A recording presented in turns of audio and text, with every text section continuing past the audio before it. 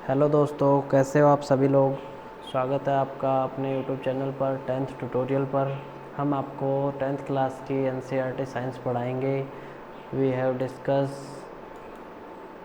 10th class science NCERT. पहले chapter से हम शुरू करेंगे। हिंदी और इंग्लिश दोनों मीडियम में हम पढ़ाएंगे। किसी को समझ नहीं आता है तो कमेंट बॉक्स में डाउट ज़रूर लिखें ताकि हम उसको और इम्प्रूव करें, समझाने की कोशिश कर सकें। ठीक है, फर्स्ट चैप्टर है हमारा केमिकल रिएक्शन एंड इक्वेशन। ठीक है, अर्थात हिंदी में बोले बताएं तो इसको रासायनिक अभिक्रिया एवं समीकरण। ठीक है, मैं बताना चाहता हूँ आपको, हम आपको बहुत आराम से पढ़ाएंगे। पढ़ने की कोशिश करना, अच्छा सब समझ में आएगा। Consider the following situation of daily life and think what happens when. कहते हैं जो हमारा दैनिक जीवन है ना, उसमें बहुत सारी ये परिस्थितियाँ आती हैं जो नीचे दी हुई हैं, उन पर ध्यान दीजिए और विचार कीजिए कि क्या होता है जब का मतलब when milk is left at room temperature during summer. ठीक है, गर्मियों में कमरे के तापमान पर यानी कमरे के टेम्परेचर पर दूध को खुला छोड़ दिया जाता है तो क्या होता है। An iron tawa pan nail is left expose to humid atmosphere.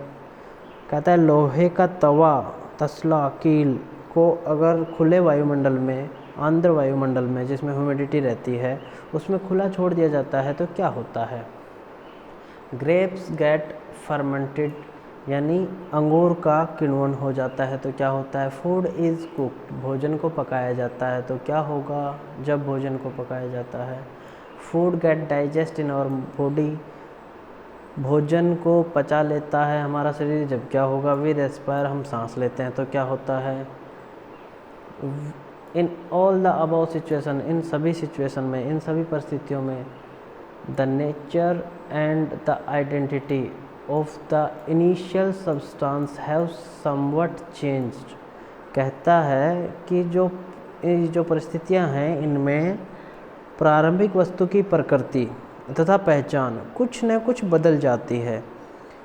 जो पहली रहती है वो नहीं रहती, कुछ बदल जाती है। We have already learned about physical and chemical change of matter in our previous classes. कहता है हम पहले ही ये चीज़ें डिस्कस कर चुके हैं पदार्थ की भौतिक और रासायनिक क्रियाओं के परिवर्तन के बारे में। जो पहले क्लासेस थी उनमें जैसे 8th 9th में हम डिस्कस कर चुके हैं। Whenever a chemical change occur, we can say that a chemical reaction has taken place। कहता है जब किसी पदार्थ में केमिकल चेंज आता है, रासायनिक परिवर्तन आता है, तो उसे हम केमिकल रिएक्शन कह सकते हैं, रासायनिक अभिक्रिया कह सकते हैं। You may perhaps be wondering as to what is actually meant by a chemical reaction। कहता है कि आप शायद सोच रहे होंगे कि भाई रासायनिक अभिक्रिया को वास्तविक में अर्थ क्या है। How do we come to know that a chemical reaction has taken place? Let us perform some activities to find the answer these question। कहता है कि भाई कोई रासायनिक अभिक्रिया हुई है, क्या चेंज हुआ है, इन प्रश्नों का उत्तर जानने के लिए जो ऊपर अभिक्रियाएं हुई हैं, ऊपर ये दिखाई गई हैं, जैसे दूध को कमरे में छोड़ना, आयरन को छोड़ना, ग्रेप्स का फर्मेंटेड होना, इन सब के बारे में हम कुछ एक्टिविटी करते हैं, तब हम जानते हैं कि क्या परफॉर्म हुआ है, क्या रासायनिक अभिक्रिया हुई है। हम कुछ क्रियाकलाप करेंगे, एक्टिविटीज़ करेंगे, उसमें जानेंगे कि क्या क्या परिवर्तन होता है, क्या रासायनिक अभिक्रियाओं में चेंज होता है।